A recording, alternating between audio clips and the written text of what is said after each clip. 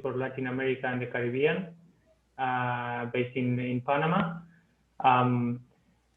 First of all, we would like to thank all of you for your time and interest in joining us today in this session.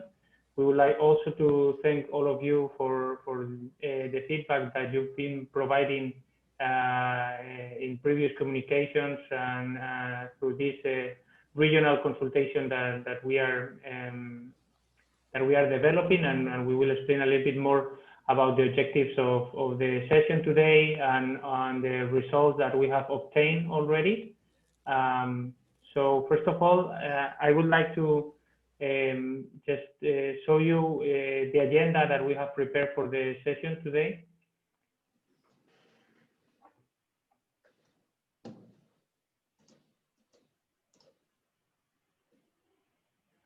And allow me also to say that this session is being recorded in order to capture all the feedback and all your interventions. We will record this session, so and then we can share it with you in case that someone is interested in also reviewing or listening more carefully about the discussion today. So the idea for today is we will do a first short introduction about the mandate on UNEP 4 with the resolution on sustainable consumption and production and the components of this consultation, the objectives, and also key questions that we want to discuss today with you. Then we will give you a status overview of the inventory of product policies in Latin America and the Caribbean region. This is going to be led by our partner for this consultation, the Grupo GEA. And we will also give you a example of a product policy that will be presented by our colleagues in Dominican Republic. Then we will present the status overview on the collection of examples on innovative design practices in Latin America and the Caribbean region. Then we will have a discussion in plenary, and then we will make the closure and discuss the next steps. Let me also tell you that this is the second session that we are doing. Last week we had a session with the Spanish-speaking countries. This time is the English-speaking countries. But the idea is really to collect all the information and all the feedback from all of you, the member states, so we can take it for the consultation. And as I said, first of all, we would like to highlight about this resolution that was adopted in the last United Nations Environment Assembly, UNEP 4, a resolution that it was called Innovative Pathways to Achieve Sustainable Consumption and Production. Specifically, in this resolution, there is a paragraph and a request to the Executive Director of UNEP to submit a report providing an overview of best practices, including their impact on the design of products and services, minimizing harmful environmental impacts and coherent product policies to decouple economic growth from environmental degradation through sustainable consumption and production, and providing recommendations for consideration by the Environment Assembly at its session. So based on this resolution and based on this request, we've been developing this regional consultation, a regional consultation that has been possible and is supported by the European Union, who is funding the whole process, and I forgot to say also that this resolution in UNEP 4, it was sponsored by Colombia, Chile, the European Union, Indonesia, and Japan. So the idea during this process of this regional consultation is to develop a global inventory of coherent product policies to decouple economic growth from environmental degradation through sustainable consumption and production. Second, to make a collection of good examples of design practices of products or services and their impact. And then the formulation of recommendations on the potential of coherent product policies and innovative design practices to support this transition to sustainable consumption and production. This process, this regional consultation, this consultation is being developed in all the regions. Here in Latin America and the Caribbean, we are doing it together with Grupo GEA, but we are doing it also with as UNEP in Africa region, in Europe, and in Asia. And as I said, we want to collect all this information and generate these recommendations that will be taken to the next United Nations Environment Assembly next year in February 2021. Also, we've been talking a lot about product policies, and we would like to highlight again or repeat again what we understand from UNEP as product policy, that refers to policy instruments which aims at minimizing the negative impact of a product through the whole life cycle. As you know, the life cycle of a product or a service includes the design, the extraction of natural resources, the production, distribution, the use, and the end use. When we talk about product policies, we include instruments such as or related to the extraction of natural resources, about eco-design, green technology, the use of chemicals, industrial symbiosis, also about consumer information, eco-labels, sustainable or green public procurement. Also at the end of these value chains, about waste management, the extended producer responsibility or single-use product bans, and any other policy supporting driving the demand and the supply sides towards more sustainability. Some of these product policies might be voluntary, and others could be mandatory.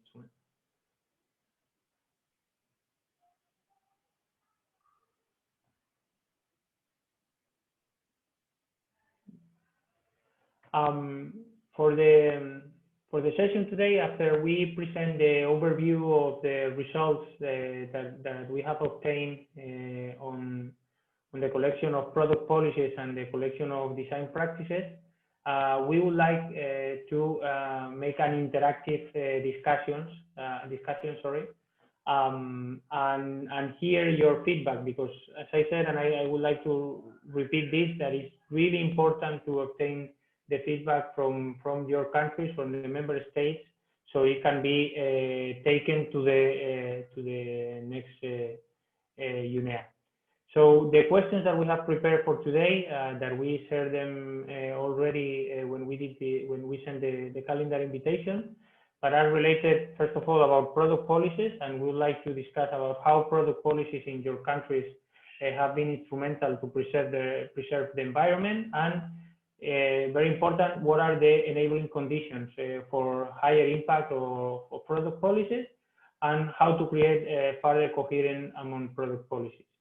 Also about the design practices, how is your country performing in identifying or taking up innovative design practices of products and services, which minimize the harmful environmental impacts, and also we would like to know what are the requirements, also the challenges, and to implement, replicate, and scale up these design practices.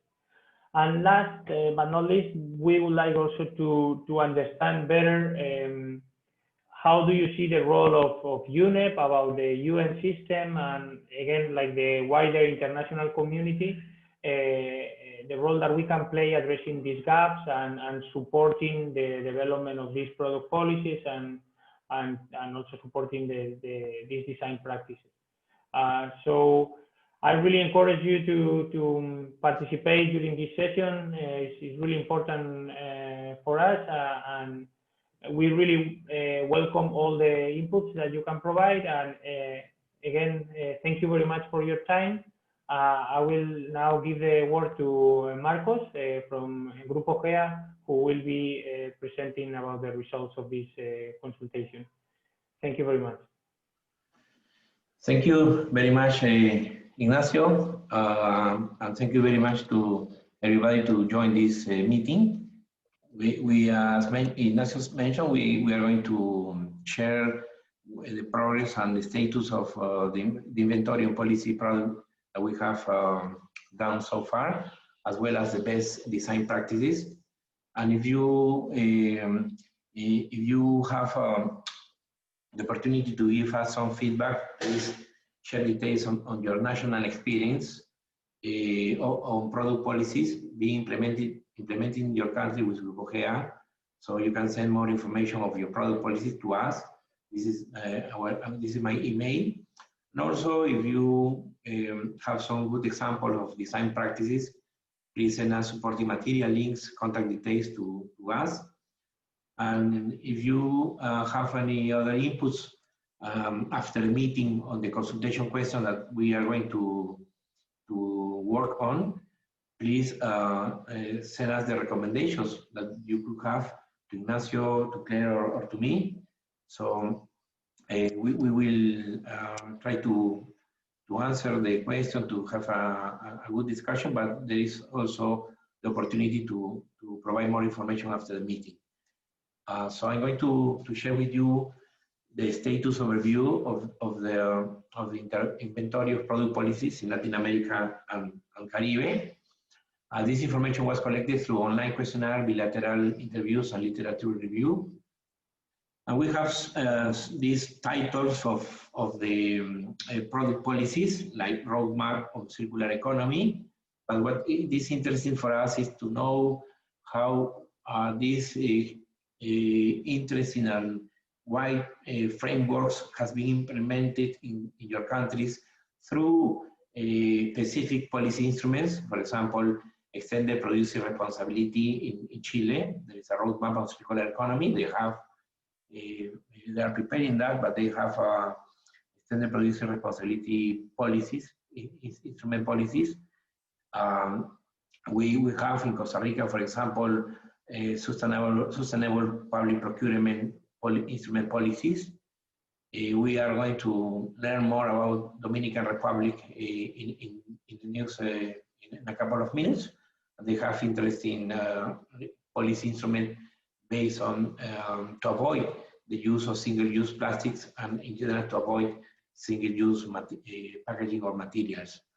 Colombia, for example, they have produced a couple of years ago a roadmap on circular economy, but what we would like to underline is that they have policy instruments to implement that framework, that product policy framework. For example, they have incentive for energy generation from non-conventional sources, or they have a specific incentive for solid waste recycling and treatment.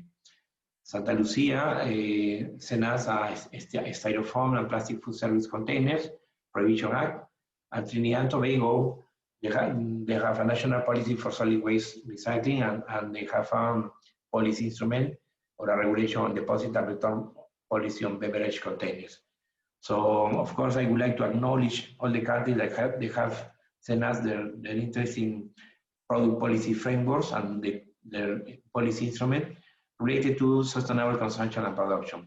So this is the general map.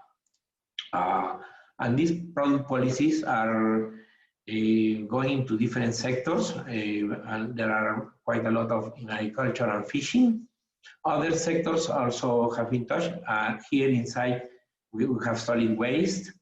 However, we are trying to promote, or we are trying to underline those policy instruments that are at the beginning of the life cycle of the products, as some would like to call upstream. So, for example, for us, it's quite interesting to know about product policies at the design stage, at the extraction of natural resources, at the production level, distribution, and downstream, There are policy instruments that are interesting, but we do believe that if we want to promote structural changes in the sustainable consumption and production patterns, we should think our policies in terms of upstream, in terms of rethink the design of products, or to design innovative or new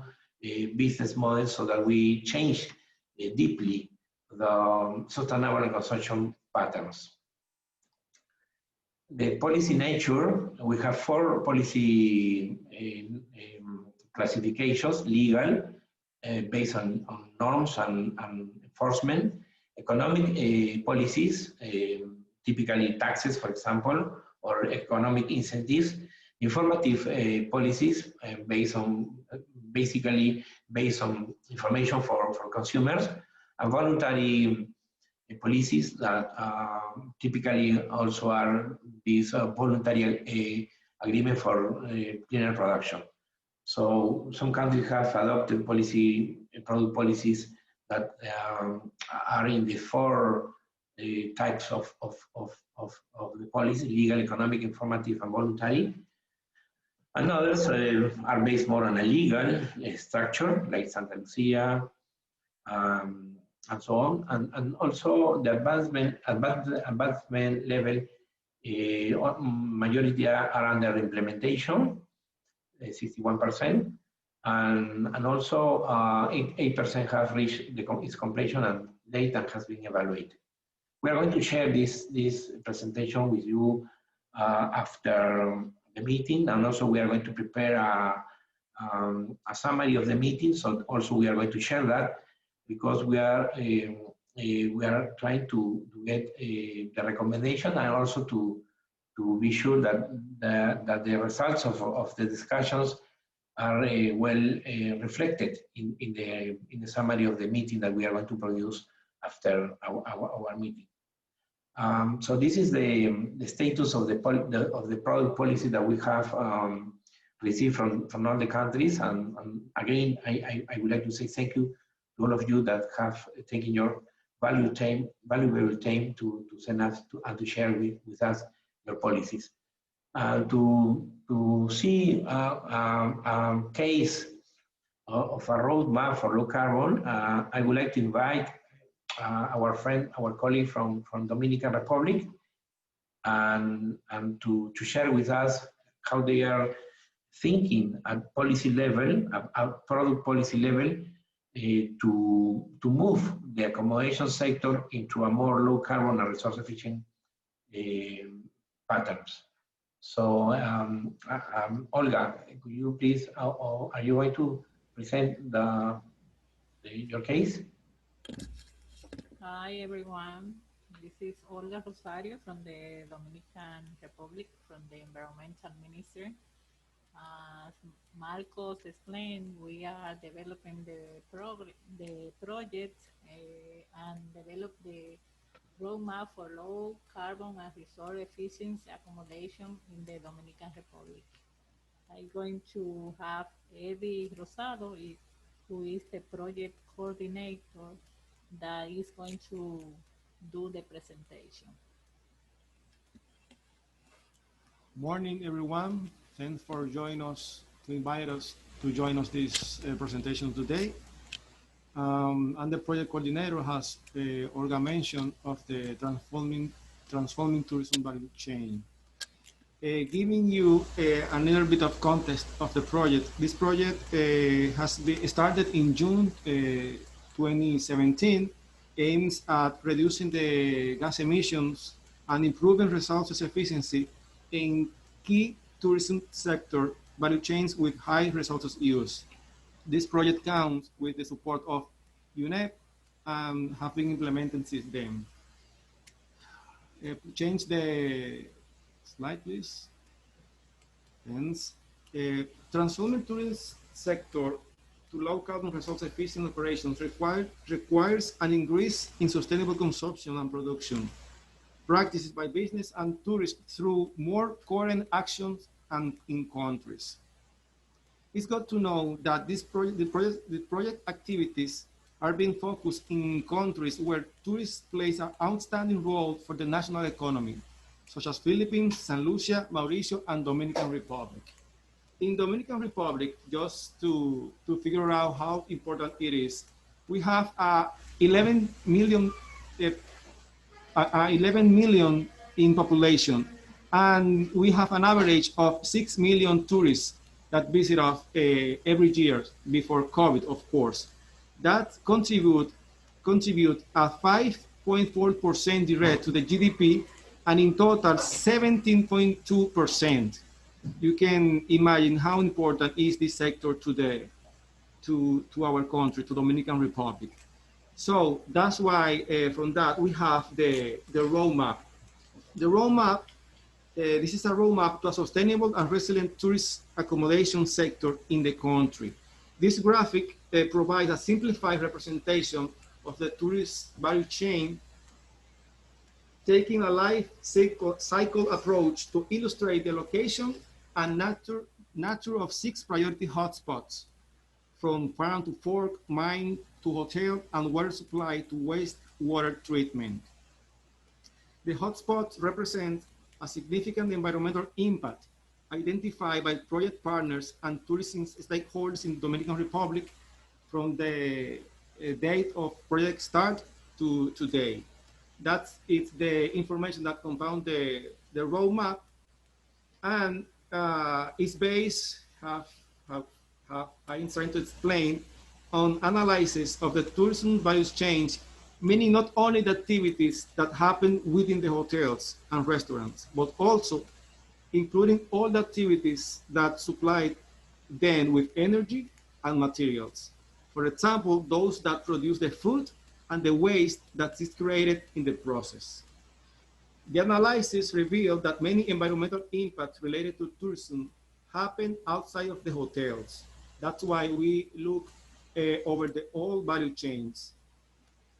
And is most of the water used inside the hotels. Energy use in cooling and air conditioning is the most significant source of gas emissions. Next slide, please. Having been identified the hotspots, the roadmap sets 5 targets. The headline target is to reduce 25% of gas emissions. The other 4 targets are supporting this principal one. And we have to mention the target of removal of problematic single-use plastic that has been impacted from a long time our seas and our beaches.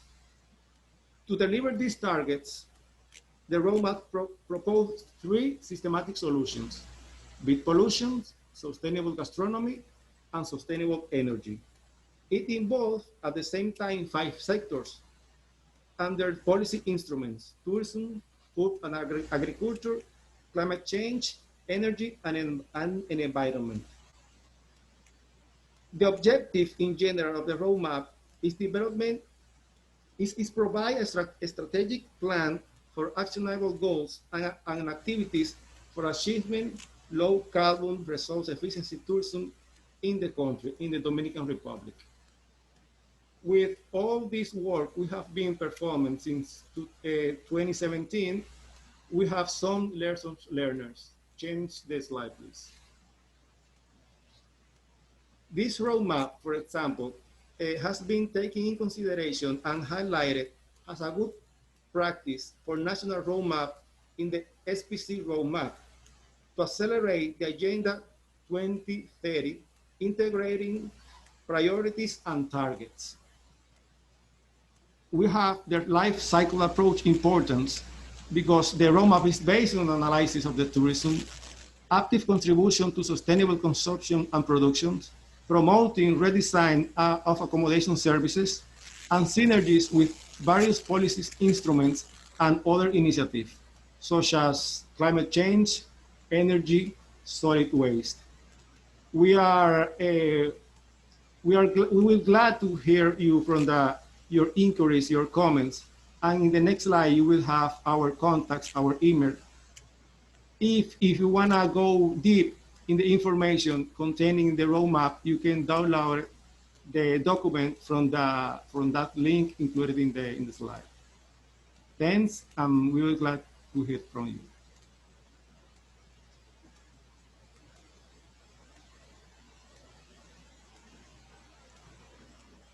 Thank you very much to Olga and Eddie to share with us their case on the roadmap on low carbon and resource efficiency accommodation in Dominican Republic. This is an interesting case that I would like to mention they have done a very nice life cycle analysis of the value chain of the accommodation sector. So I think it's quite a good example of designing a product policy and to promote change in the design of in this case, in the design of the accommodation services that are related to tourism. Now we are going to see we are going to know an overview of the good example of design practices in Latin America and Caribbean region. Design practices. When we are saying design practices, we are trying to send a message to the companies and to the governments and to the authorities that there is a need to redesign or design new innovative products. For example, we have a case in Peru. We have a redesign a packaging of a bakery company, and the company's name is Andes, and they have different bakery products, bread, and they have also, for example, granola, and we have to redesign the packaging of the granola product by doing, first of all, a life cycle analysis of the packaging. Secondly, a measure of the carbon footprint of the packaging in the complete life cycle of the packaging, and also a focus group with the target clients of the company. And after all these studies of life cycle analysis, carbon footprint, and focus group with the clients, with the potential clients, the company redesigned the packaging for a more environmentally friendly packaging in the granola product. And also, which is also interesting, is that they also include a more sincere message in the packaging. If they are using organic ingredients, they are also putting there in the packaging the proofs that they are the labels or the eco label that prove that they are using really organic ingredients. So they change also the way they send messages to the clients, so clients are more informed about the quality of the product, and they also are buying this product, in this case granola, in a new presentation and in a new material packaging. Other interesting cases, for example, the case of food, in the sector of food supply. There is a company that sells essential necessities in bulk, and they sell directly to the houses, they go directly to the clients' houses, and they sell in bulk, for example, beans, rice, sugar, essential necessities, without the need of using any packaging. They directly sell to the houses these essential necessities. So there is a good example of a new business model that is avoiding the use of unnecessary packaging. Also, we have an interesting case in Mexico. There is a company that is producing leather from cactus. They call it cactus leather. So they are not reducing they are using cactus, and also all the organic waste that they produce is also processed for the food industry. So it is also an interesting case of a model that is trying to align with the concept of sustainable consumption and production. And we have, of course, several cases of improvements on the company's internal operations, based mainly on the methodology of cleaner production. And companies like in Colombia, for example, there is a pork feeding company which produce organic fertilizers with the sludge, and also they produce energy with the sludge from the pork feeding activities. We receive cases from Mexico, Guatemala, Colombia, Peru, Brazil, and Dominican Republic. So we also like to say thank you to all these countries that have shared their cases. The companies that we receive the cases are from 100 to 600 workers, are middle-sized companies, and the cases mainly came from wastewater, solid waste, and energy. And the good design practice life cycle stage are basically at production level. However, we would like to see more cases in the design of the product, design of the business model, of the redesign of the service of the product. So this is the situation, the status of the product policies, and the good example of redesign practices or design practices. And now we're going to start the interaction. We are going to start let's say the workshop. So if anybody has any comment up to the moment, please just let us know. We are going to receive comments or interventions by two ways. One, you can just raise your hand and send us your comments directly, or you can use the chat, and you can send also your comments using the chat. Now, if there is any question up to the moment, please just let us know. Or we are going to move to the next point of the agenda, which is we are going to prepare ourselves for the discussion, and we are going to use two let's say digital tools. One is the Slido. I don't know if you have used before Slido. It's very easy.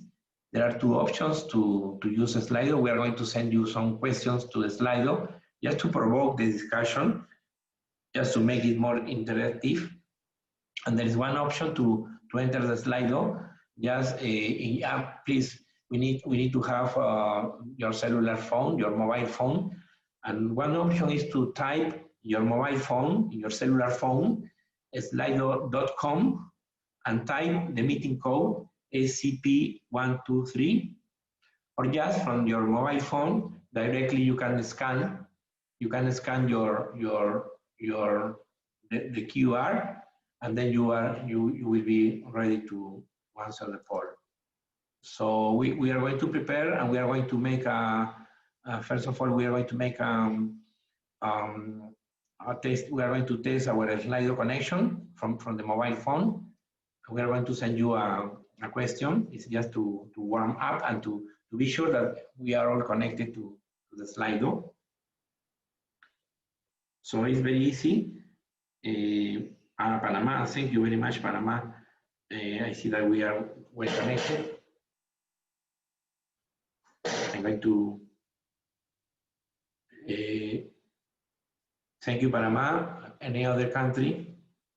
It's easy. Just scan the QR, or just go to slido.com and type SCPC-123. Thank you, Jamaica, Trinidad and Tobago. Thank you. I'm going to put. I'm also going to put Peru. Okay, so we are all well connected.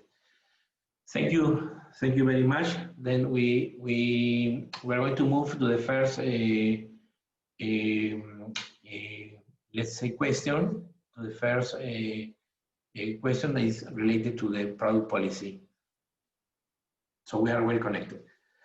So the first question is product policy. As Ignacio mentioned, we have here three questions. How product policies in your country have been instrumental to preserve the environment? What are the enabling conditions for higher impact of product policies? And how to create further coherence among product policies. So we're going to try to process this question. Of course, we don't need to answer the question one by one.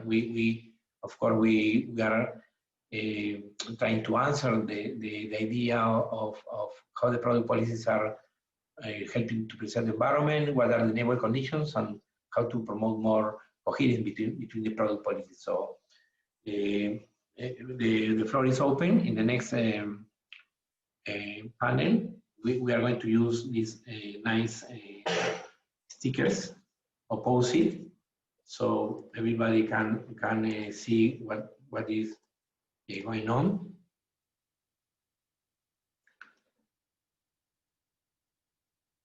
So you can just raise your hand and share with us your comment, or just can send your reactions by chat.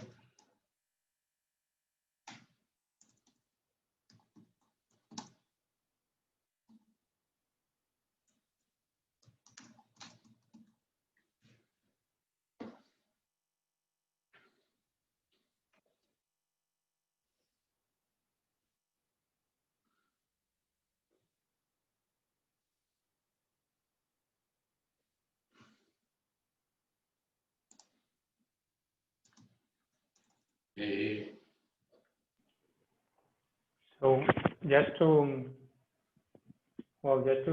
emphasize again here, Ignacio from UNEP, just to emphasize again the importance of hearing from you. It would be very good to. We know, for instance, that well, in the Caribbean, as Dominican Republic was presenting, tourism sector is quite important. We know that in a few of your countries, you've been taking also some actions, specifically also for instance, for reducing single-use plastics, and you've been taking some actions, or you've been developing some policies in that sense. Also regarding the waste management of certain products, or in general. So any reaction from your side on this type of instruments that you've been developing, and how or what impact has generated? And again, very important to understand better the enabling conditions and the challenges that you have found to develop and to implement this type of instruments. It would be really good to hear from you.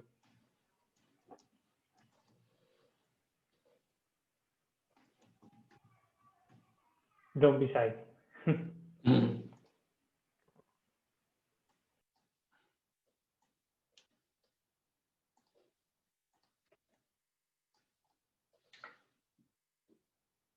For example, availability of incentives could be legal, or could be financial.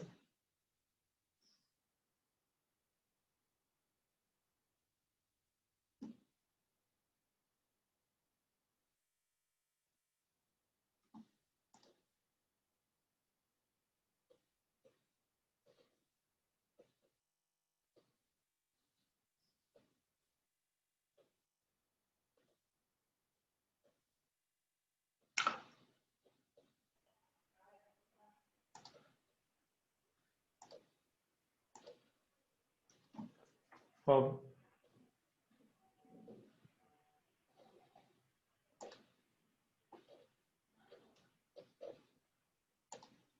we have already some comments in the chat.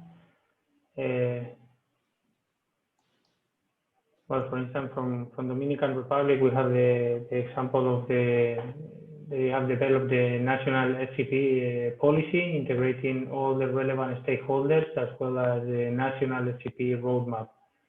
That can be a good example.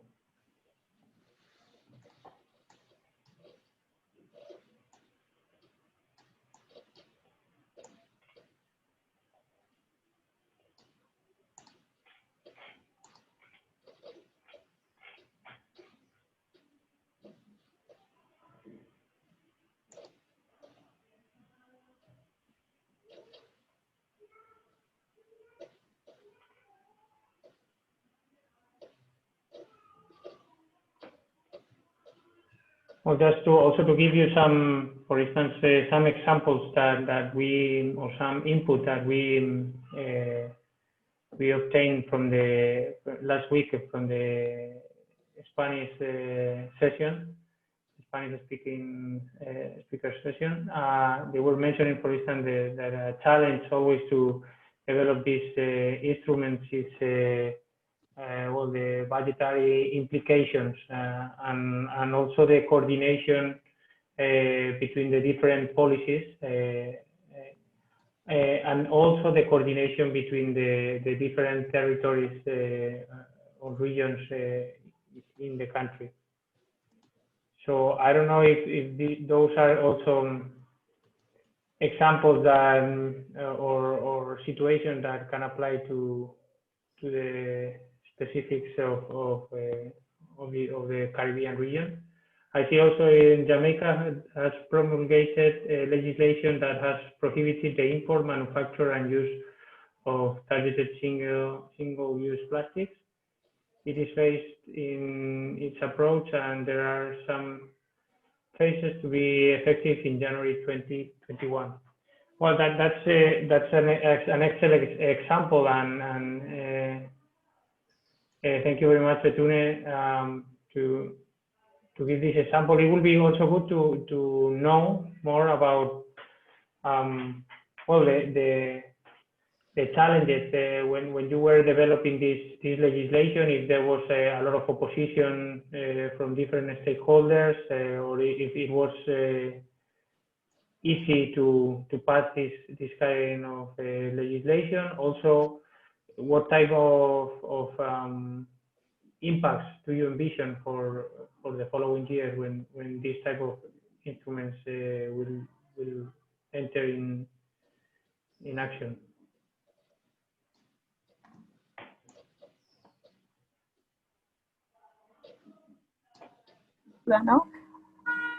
Good morning. This is Bethune from Jamaica. You want me to respond to that now? Well, if you want, the meet is yours. So please. Okay. Well, in brief, I would say that there were oppositions to the approach, and there were some persons who thought there was need for longer time frame for sensitization, identification of alternatives, etc., before we implemented the phased approach. However, there was implementation. There are aspects that are to come in January 2021, such as the straws that are on pouches, you know, those juices for kids. Those straws have January of 2021 to no longer be on those products. But there were oppositions, there still are. Persons would like to have extension further on the deadline for those straws on the pouches. Also with regards to the single-use bags of a particular thickness will no longer be allowed as well in a date to come. So there is still lobbying for not implementing these measures, but thus far we've proceeded. There is very little to no polystyrene products that can be found for hot meals because the use of it is now prohibited, except in special circumstances, and those are actually articulated in the law.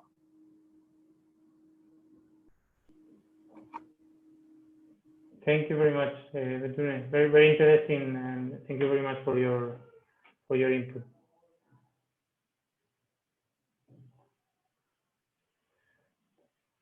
Also from Trinidad and Tobago, Keima is commenting that the formulation of an overarching waste recycling policy and the development of the economic tools that place a monetary value on one specific waste stream, beverage containers, avoid harmful effects on the environment and loss of valuable resources through their disposal. Well, also very good example on recycling, on waste management. So again, it will be very interesting to know what challenges and also the enabling conditions that you have identified for this instrument to be successful. So, good morning, everyone. This is Kima from Trinidad and Tobago. I hope you're hearing me clearly. Yeah. Great. Thank you, Kima.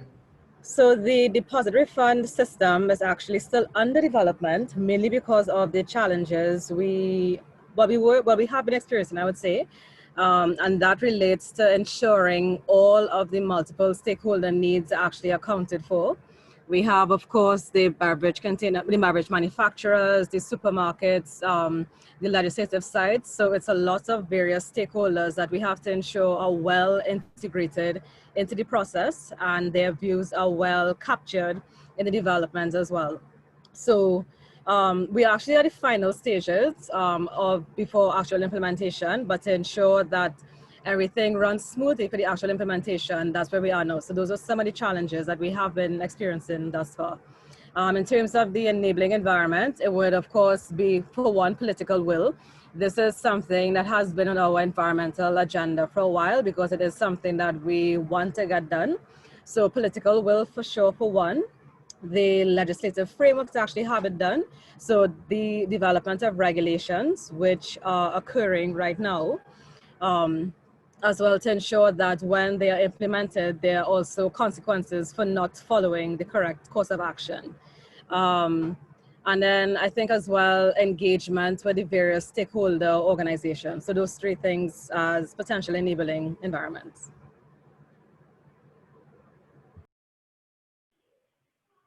Excellent. Thank you very much, Kima.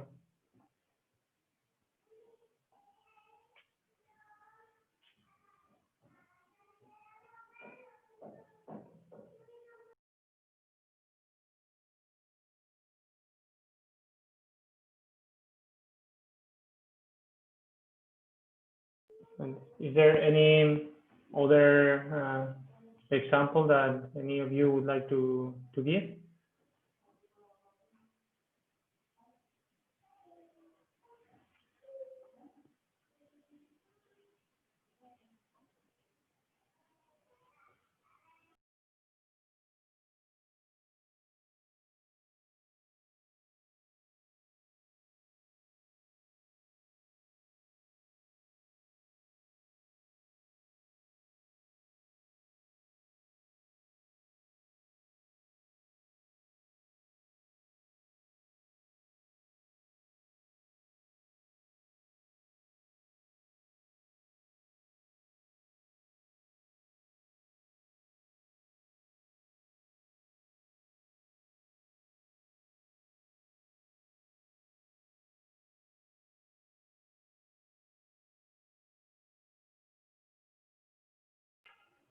So if there are no more answers, perhaps we can pass to the next question.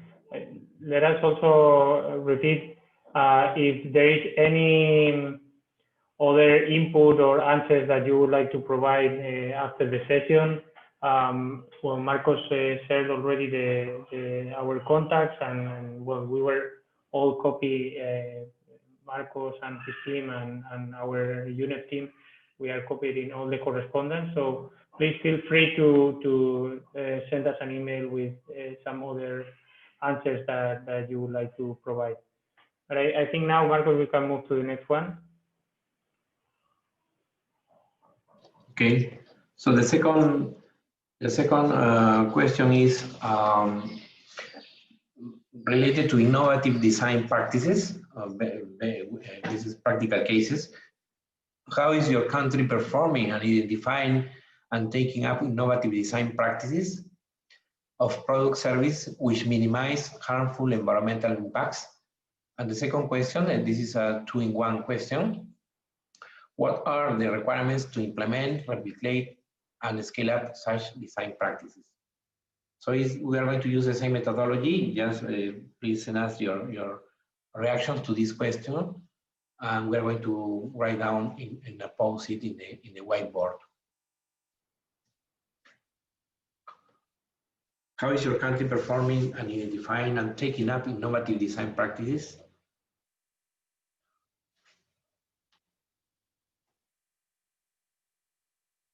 For example, on the last meeting, on the last week, some countries have done inventories. Costa Rica have done a huge inventory of best practices, and they found that out of more than 200 best practices, design practices, from very good examples. Of course, there are different types, but some countries have done some sort of inventories of best practices. I don't know if you have some mechanism to pick up or to know if the private sector is implementing good innovative design practices in your country.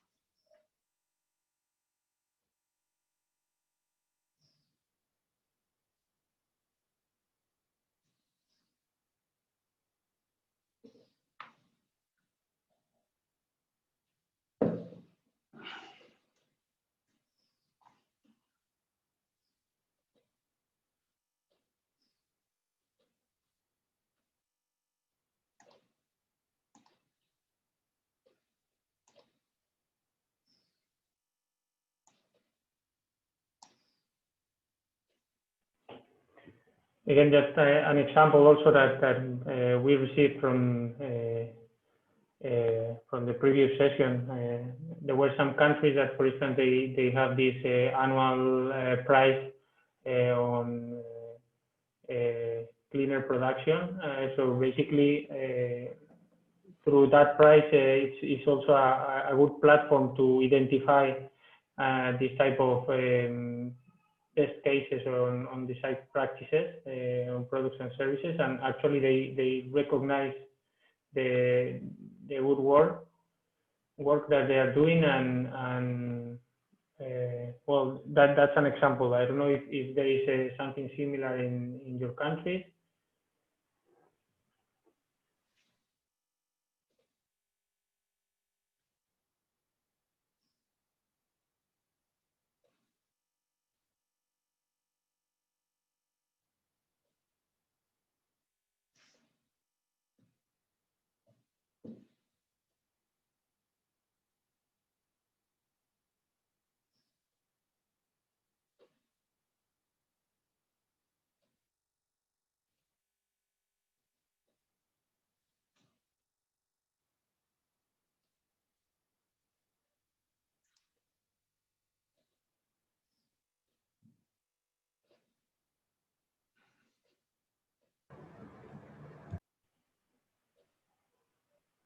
We have the sample now in Olga from Dominican Republic. We are taking into account the products or policies which has been implemented in similar conditions in other countries with similar conditions, such as islands, and policies that are being supported by strong commitment agencies or collaborative or other organizations that collaborate. Yeah.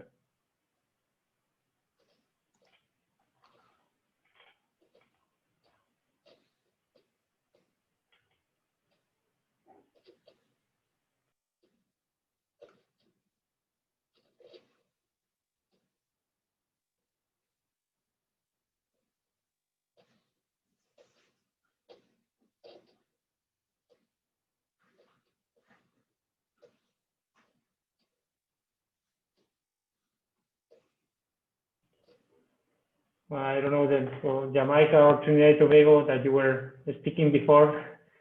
I don't know if you have also some other you have some examples regarding these innovative design practices,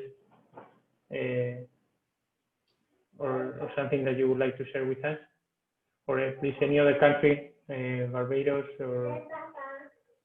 or the other countries that are connected.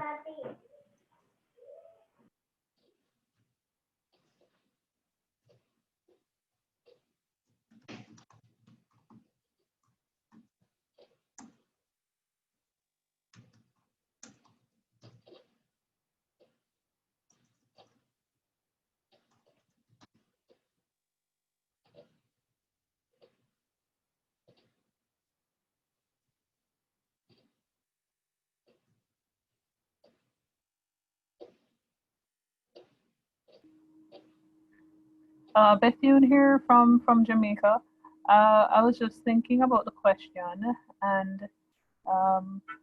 in terms of the one of the phases of the plastic prohibition order that is yet to come, that which would require that an alternative be found, whether for the straw on these juice pouches or redesigning the juice pouch to not require a straw, but it is placing those companies that have those products in a position where they have to modify the design of their product or find an alternative approach to use of plastic straw for the product if they insist that the product needs a straw. So that came to mind with this question. Also, we recognize that not many companies in terms of environmental stewardship were as, gung-ho or positively undertaking such, and recognizing that ISO programs, EMS programs, the stringency and the costs are sometimes prohibitive, and the fact that we don't have regulations that insist that companies practice in this manner. However, we've recently promulgated policy, environmental management systems locally, as well as an agency, the environmental agency. We've looked to design a stewardship program that we've called the Green Business Jamaica program, which it doesn't carry the rules and the stringency of the international programs, but it's aimed at getting persons from the ground and basic practices that would help the environment generally. And so we have an assessment tool that looks to cover your major environmental thematic areas. It's a voluntary program, but there has been some interest, and it's in a somewhat of a pilot phase. But that's something that we've been working on over the last year and a half, couple of years, in order to trigger services. And we've got varying sectors who have volunteered. So there's a tourist entity, there's academia, there's a couple of restaurateurs, and so you see various products being interested and having the potential of demonstrating that there can be impact, a positive impact, by the way they do their business. Well, thank you very much, Antonio. Thank you for the example on the straws. If I understood correctly, is that something that the companies are already implementing, or they are already taking the action to redesign these products without the straw, or that is something that is being discussed? No, there has actually been work that has commenced. So with some private sector entities, there already has been initial assessment. So the assessment form has been applied. There is identification of what the shortcomings are, and right now at a phase of their action plans being prepared to address those shortcomings and as such improve on what is now their baseline status in terms of being green. Excellent. Thank you very much. And the other question that I had is regarding this, these voluntary programs that you were mentioning, like this green business.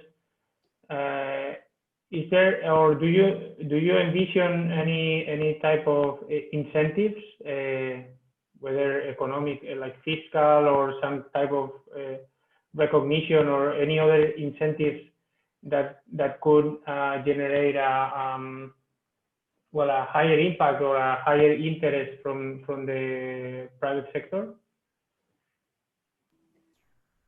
Yes, well, in terms of recognition, yes, and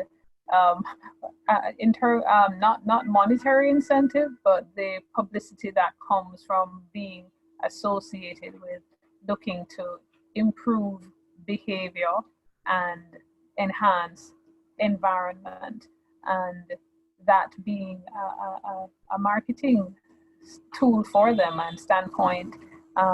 There was a recognition of the volunteers, and that was quite stimulating for them and drew, queries and interest from others.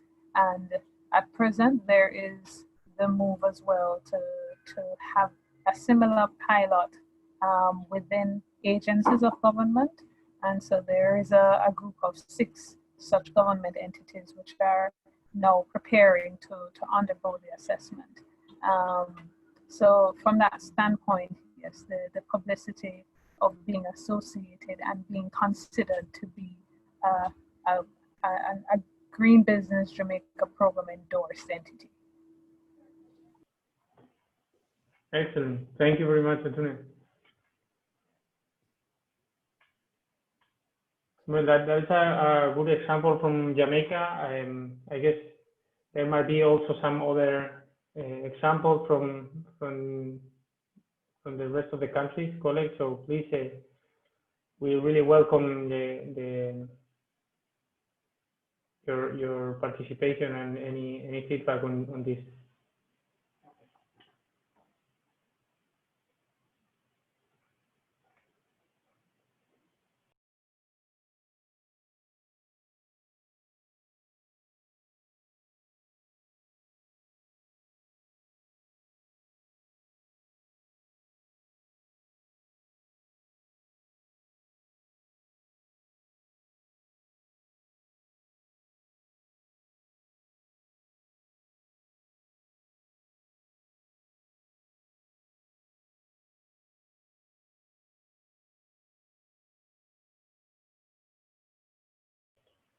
Well, if there are no more answers, perhaps the following question also related to the design practices, maybe we can take it and also make the relation with what has been already commented. Yes, okay. We can move to the next question, which is connected with that question. And we're going to use again, please, the Slido poll. And the question 2B is, what are the requirements to implement, replicate, and scale up such design practices? What are the enable conditions? What are the requirements? You can answer in 2-3 words. What are the 3 or 2 words that comes into your mind when you listen to that question? What are the requirements to implement, replicate, and scale up such design practices? The poll is open in your mobile phone. Enter a word or a couple of words.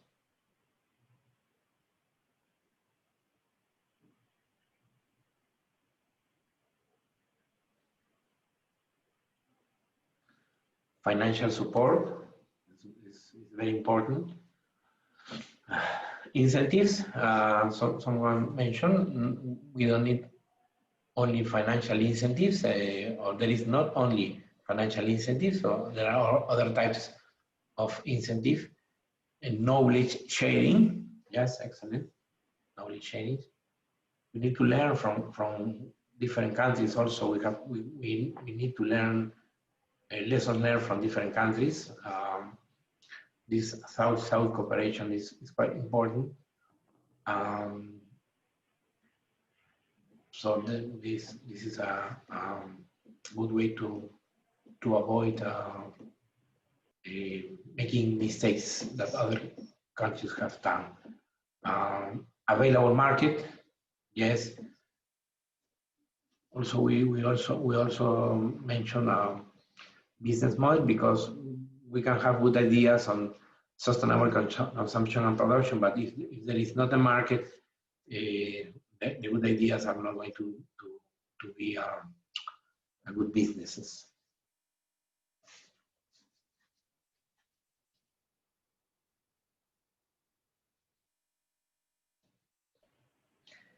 Okay, we will repeat. Thank you for this messages. We are going to repeat quickly the exercise. We will go back to the whiteboard just to have a discussion on what we understand on financial support, on incentives and available market and knowledge sharing. So we will come back to, we will go back to the whiteboard. And thank you. So again, you can send us your comments about these keywords by the chat, through the chat. Just let us know your comment orally. Yes, for instance, we would like to know or learn a little bit more about this available market. What do you mean if it's about the market readiness? If the market is already prepared, or what exactly do you see about this available market? Hi, Kima here again. I can't find the raised hand symbol, so my apologies. But I indicated available market. You're hearing me, right? Yes, we can hear you, Kima. Yes, I suggested available market, and it was exactly as was described, essentially to ensure that there's actually a demand for the product. So, and in doing so, have consumers actually go toward the sustainable option as opposed to using the alternative that isn't as sustainable. So that available market is actually having that consumer demand for the product. That's what I meant by it. And that in itself should actually help encourage and drive development of production of the item. Excellent, thank you.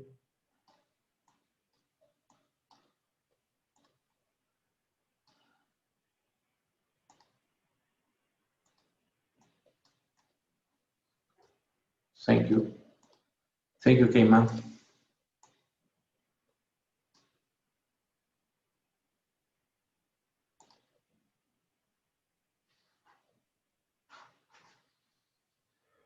Well, I actually would like to know from Kima or from any other, when we talk about this market readiness and to make the demand, and also to connect it to the product policy that we were talking, do you see already, or do you have any examples or in your countries to make that relation? Do you have already this type of product policies that could activate the demand or could support a demand for these sustainable products? For instance, I see, for instance, some examples in some countries that are already working on sustainable public procurement as a tool to also to move the demand to more sustainable products. So I don't know if that's something that is being implemented in some of your countries, for instance. Kima here again. So in the case of Trinidad and Tobago, we actually have a green government policy. And the idea behind that is to try and essentially, quote unquote, green the operations of the government sector. So you're looking at the energy usage, your waste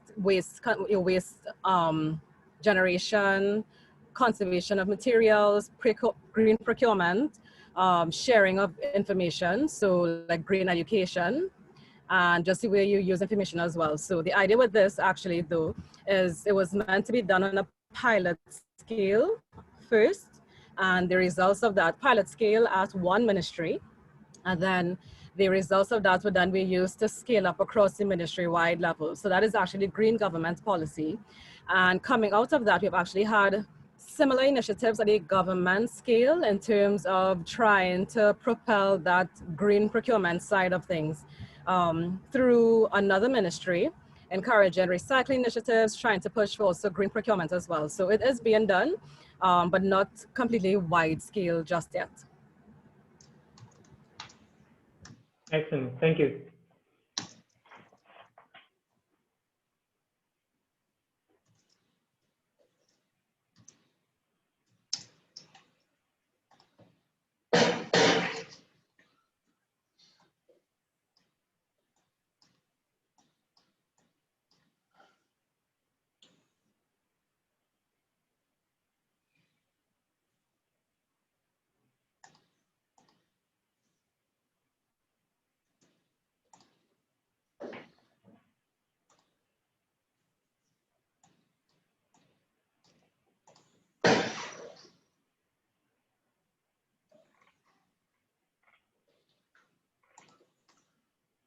And also Olga from Dominican Republic shared us with a comment.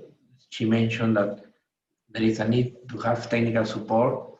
I can imagine to companies, no, so that they move on or they implement innovative design practices and also actionable goals for the authorities so that we can measure the progress on good innovative design practices.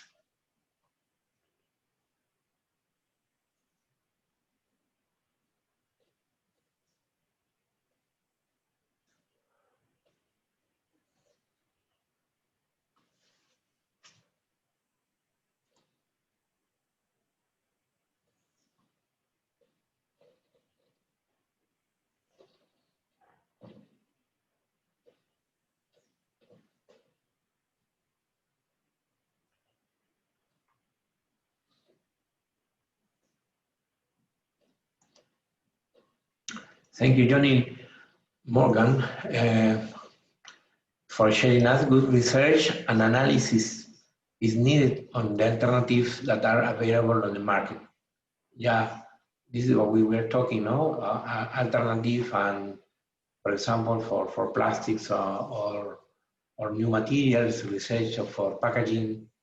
So research and development is necessary to find out no alternative in the market. Thank you. We are recording the session, so please don't worry if we are not writing down all the idea, but we are recording and we are trying to write down the complete ideas in the summary of the meeting. We also have from Barbados, Susan, that says there is a need for more cost-efficient packaging alternatives in the market. Well, exactly this. That's really important, actually, to with all the problems related to packaging and normally also related to single-use packaging. So cost efficiency and perhaps also innovation. I don't know if that's something that is an area where your countries are also exploring some initiatives to promote innovation throughout the private sector, specifically for these kind of things like design practices or to develop more sustainable alternatives, products or services.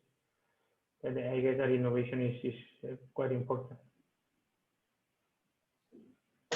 Kima is saying integration of innovative design policies across various sectors to encourage mainstreaming. Thank you, Kima.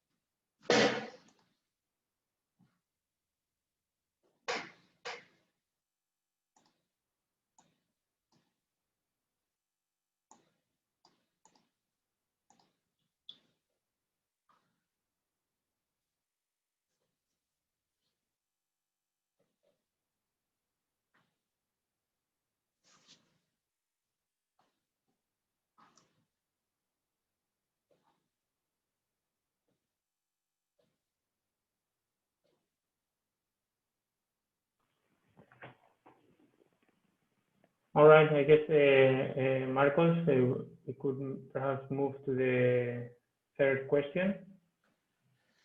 Yes, the third question. Thank you, Ignacio. Thank you to everybody for the comments. And we are going to finish the last question. Again, please, using our mobile phones. The question is, what role should UNEP and UN system and the wider international community play in addressing gaps and challenges highlighted during the above discussions? What role should UNEP and UN system and in general international community should play in addressing the gaps and challenges? Please, there is the Slido poll open, technical support. Excellent, thank you.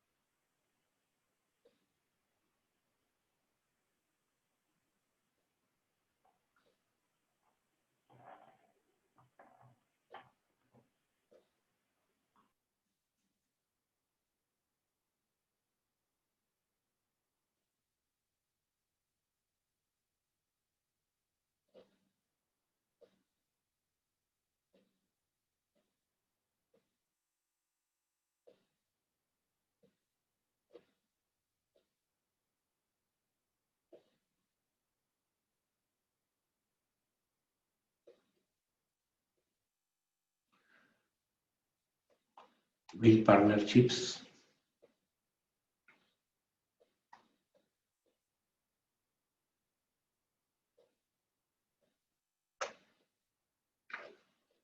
Funding to support implementation of projects.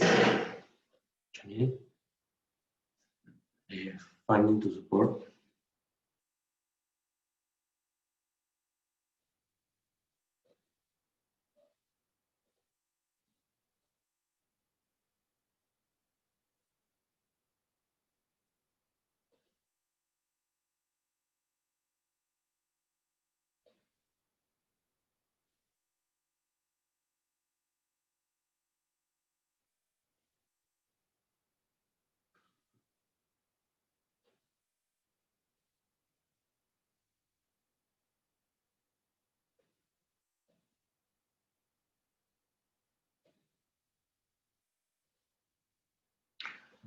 Provide guidance for implementation.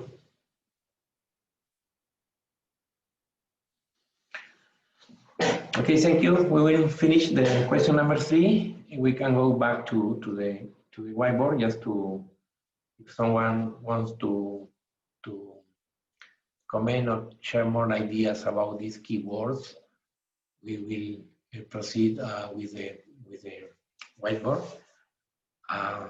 We have advice on SCP policies, facilitate sharing of experiences,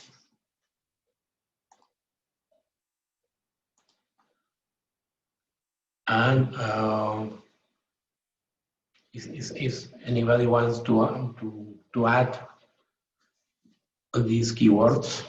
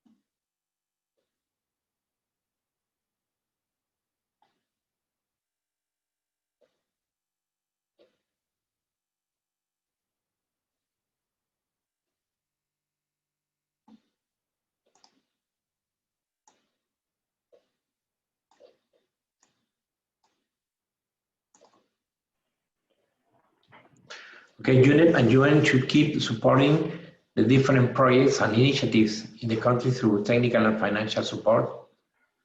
Good, technical and financial support coming from UNEP.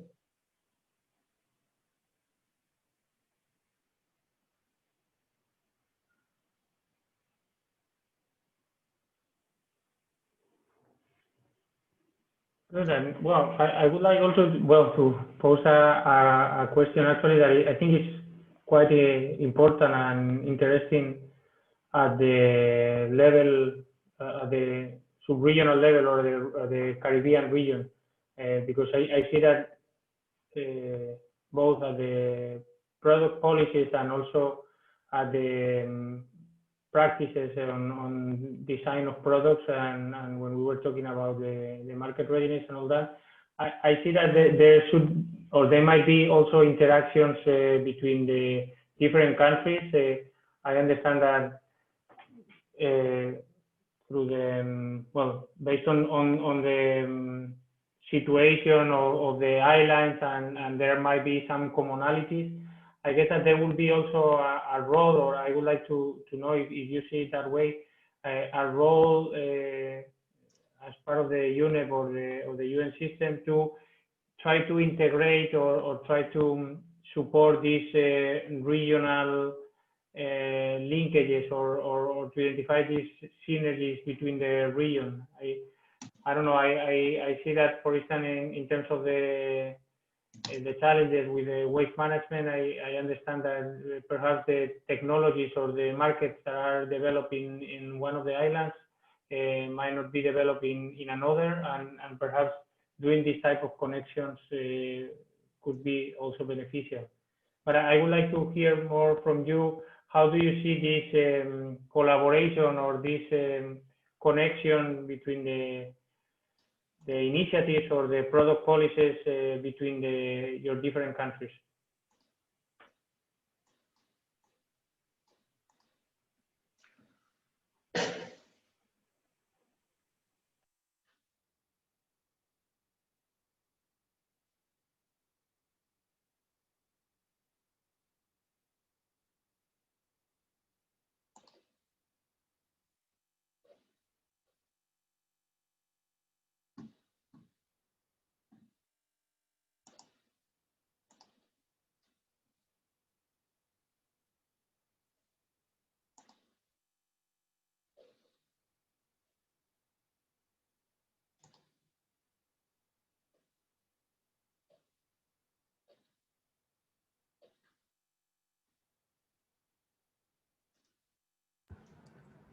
For Trinidad and Tobago, I would say we have, for instance, been exploring placing a ban on the importation of finished expanded polystyrene or styrofoam products.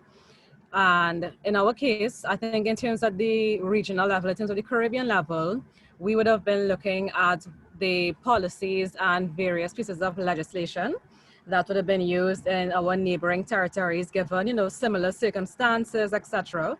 So I think that for one is one example of a definite base that we use for the development, the developments at a regional scale in terms of a possible way of integrating.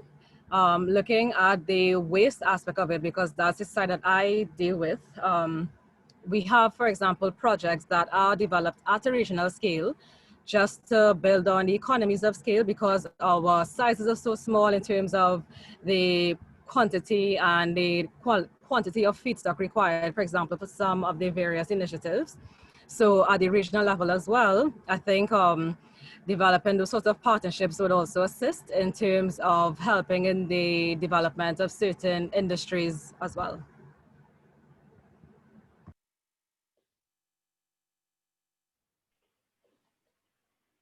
Thank you. Thank you.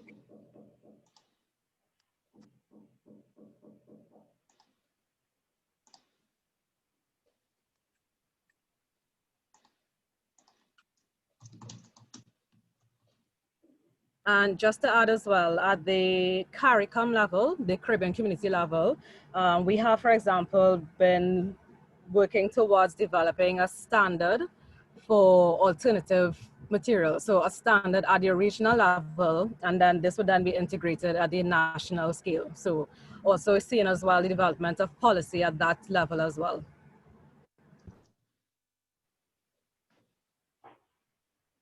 Thank you.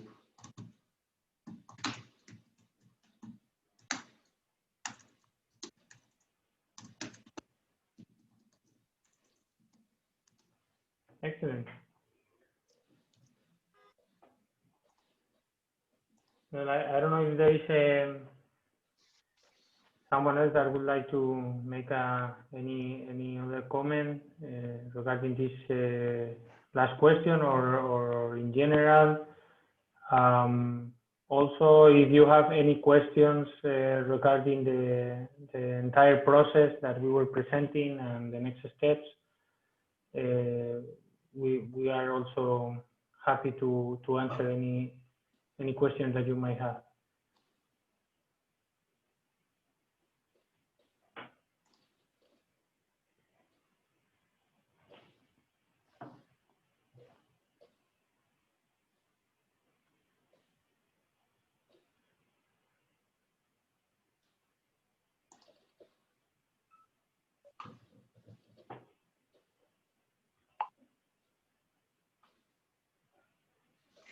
Providing technical support or highlighting the importance of waste as a resource and promoting the concept of circular economy. Thank you, Daniel.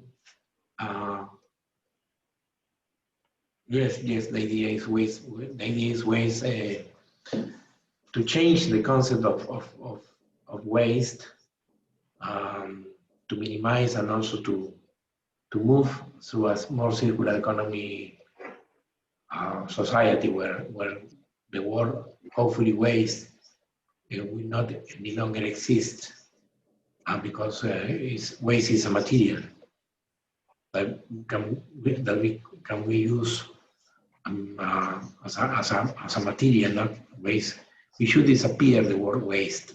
You put something in the chat a while ago? Yeah. Well, which one is it? Because the internet the Wi-Fi went down. Oh. Your mic is on? No. Oh. Supporting pilot scale projects. Thank you, Keima. Supporting pilot scale projects.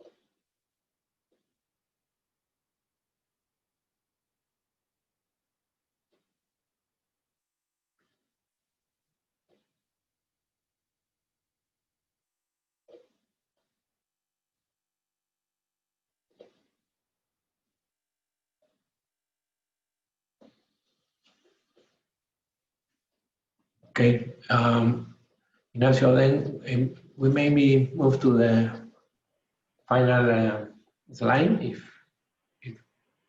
there is if there is not any other comment. Yeah, I think so. Yeah, let's move to the final slide. Okay.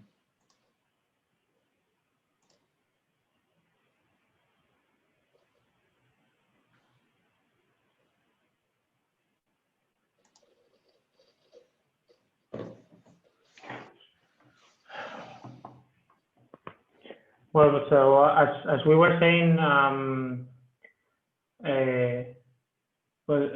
sorry, I just read here that there was a last comment from Susan that consideration can be given to the development of knowledge sharing platform or portal to exchange of ideas, experiences, discussions, and challenges. That is that's a very good example. Let me also highlight in that sense that you may already know the platform or the website of the 10YFP, of the 10-year framework of programs for sustainable consumption and production that we call now the One Planet Network.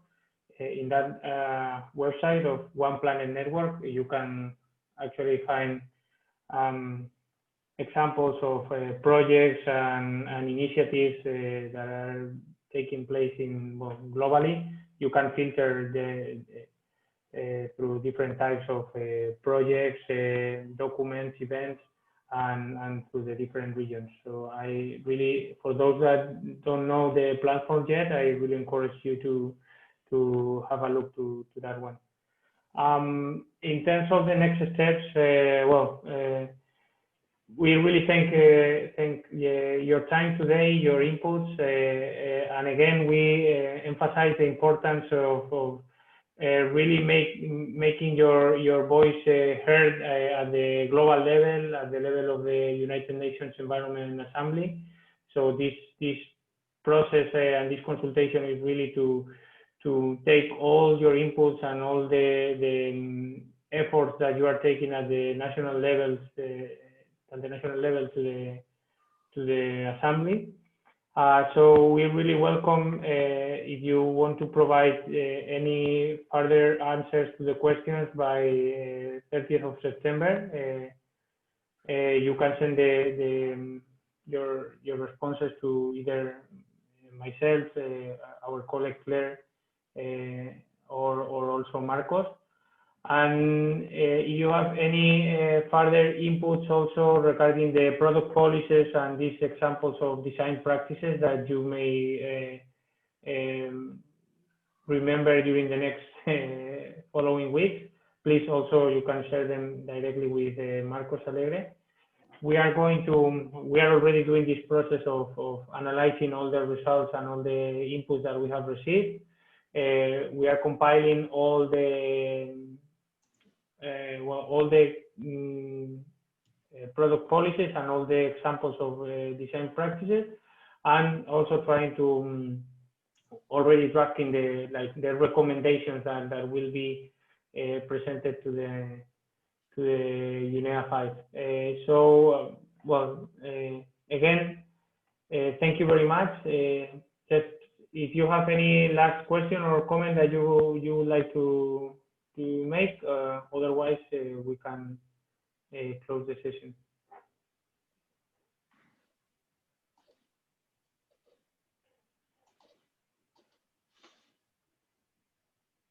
Well, so I don't see any further comments. So thank you very much. Have a nice rest of the day, and we will keep in contact with you, informing you about the progress on the regional consultation. Thank you very much. Thank you very much to you. Thank you. Thank you very much. Thank you. Goodbye. Thank you.